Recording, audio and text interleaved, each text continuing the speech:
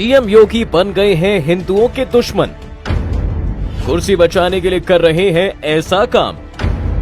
UP के इस राजा से डरे सीएम योगी।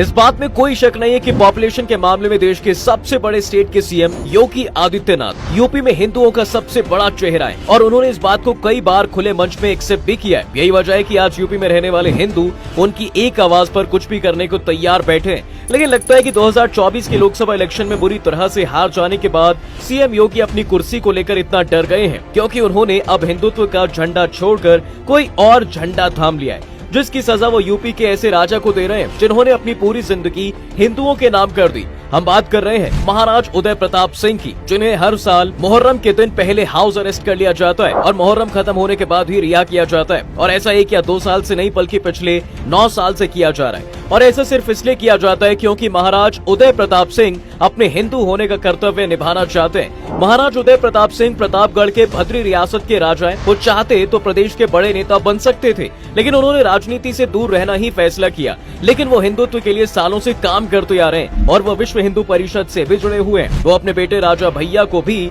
इससे दूर रखना ही चाहते थे, लेकिन राजा भैया ने उनकी बात नहीं मानी और राजनीति में आ गए। और ऐसा आए कि आज तक कुंडा से उन्हें कोई हरा नहीं पाया। कुंडा में एक ही इलाका है शेखपुर, जहां 2013 में एक बाग में भंडारा हो रहा था, जिसमें कहीं से एक बंदर आ गया था जिसे कुछ लोगों ने गोली मार दी, जिसमें उसकी मौत हो गई। जब ये बात राजा उदय प्रताप सिंह को पता चली तो उन्हें बहुत दुख हुआ, क्योंकि बंदरों को हनुमान जी का प्रतीक माना जाता है। इसलिए उन्होंने वहाँ एक हनुमान मंदिर बनवा दिया, जहाँ हर मंगलवार और शनिवार को हनुमान चालीसा और सुंदरकांड करवाया जाता है। जब 2014 आया तब राजा उदय प्रताप सिंह ने ऐलान कर दिया कि वो उस बंदर की बरसी मनाएंगे और उस दिन उस मंदिर पर हनुमान चालीसा और सुंदरकांड के साथ साथ भंडारा भी होगा। अब क्योंकि जिस दिन उस बंदर की मौत हुई थी उस दिन इत्तेफाक से मुहर्रम भी था और 2014 में भी मुहर्रम मंगलवार को उसी दिन था। ऊपर से मुहर्रम में जो ताजिया बनाया जाता है उसका रास्ता भी उस मंदिर से होकर ही गुजरता था। ऐसे में टेंशन तो पड़नी थी ही। 2014 में पुलिस ने किसी तरह इन दोनों कामों को करवाया। इसके बाद 2015 फिर से मुहर्रम वाले दिन मंदिर पर हनुमान चालीसा और भंडारा होना था, साथ में मुहर्रम भी मनाया जाना था। लेकिन इस बार ताजियादारों ने ताजिया दफन करने से ही इनकार कर दिया और पुलिस ने भी अपने हाथ खड़े कर दिए। इसके बाद 2016 में भी मुहर्रम के दिन भंडारा होना तय हुआ,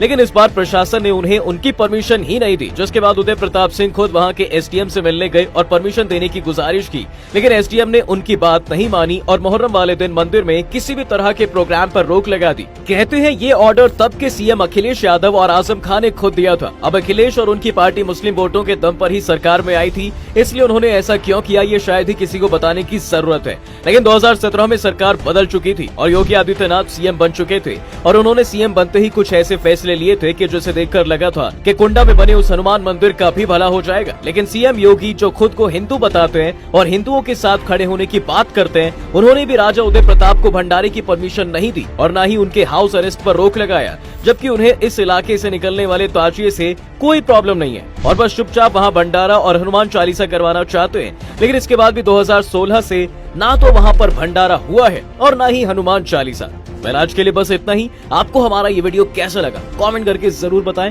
और ऐसे ही इंटरेस्टिंग वीडियोस से जुड़े रहने के लिए डू फॉलो फैक्टिफाई।